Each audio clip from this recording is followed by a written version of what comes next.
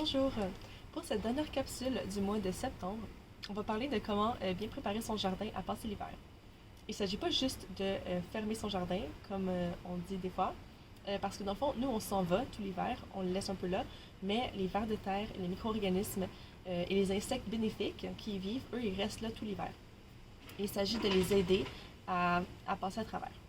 L'objectif premier, donc, ça va être, quand on prépare son jardin en ce moment, ça va être de leur donner un abri pour les aider à passer, à traverser le froid.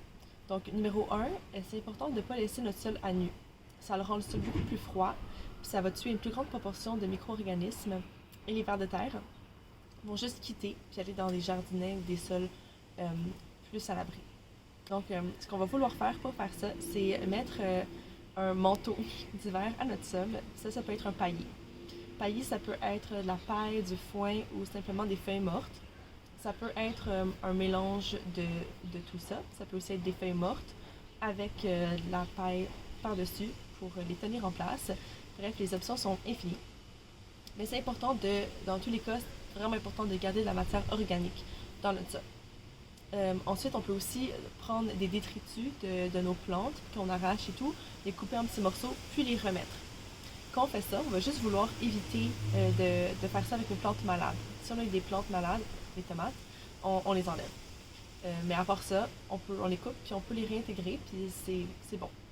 Si vous avez planté des engrais verts, donc dont on a parlé précédemment, donc soit avoine et pois, sarrasin ou seigle d'automne, puis là vous le coupez, puis vous l'incorporez, ça fait aussi le travail de laisser de la matière organique. Donc vous avez besoin, dans ce cas-là, d'ajouter moins de paillis, dépendamment de comment votre engrais a poussé. Vous pouvez même aussi directement laisser des racines de certains plants dans le sol. Encore une fois, ceux qui n'ont pas été malades. Donc au lieu de les arracher, vous les coupez au sécateur à la base, vous les laissez, puis ça va rester, ça va aérer puis nourrir les micro-organismes pendant l'hiver. Si vous ne mettez pas d'engrais verts, ça peut être une autre option intéressante.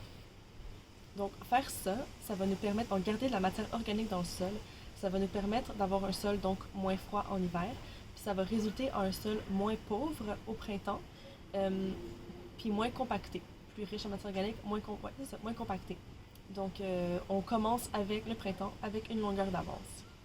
Ensuite, dans notre climat, à nous, un climat froid, c'est aussi pas recommandé d'appliquer du compost ou du fumier ou de l'engrais, en fait, de l'engrais après le 1er octobre. Du 1er octobre au 1er avril, c'est parce que le sol est rendu trop froid, il va être gelé, puis rendu à ce point, quand le sol est gelé comme ça, il retient plus, il est plus capable de retenir l'engrais, les nutriments, ils vont juste être lessivés, c'est beaucoup plus polluant.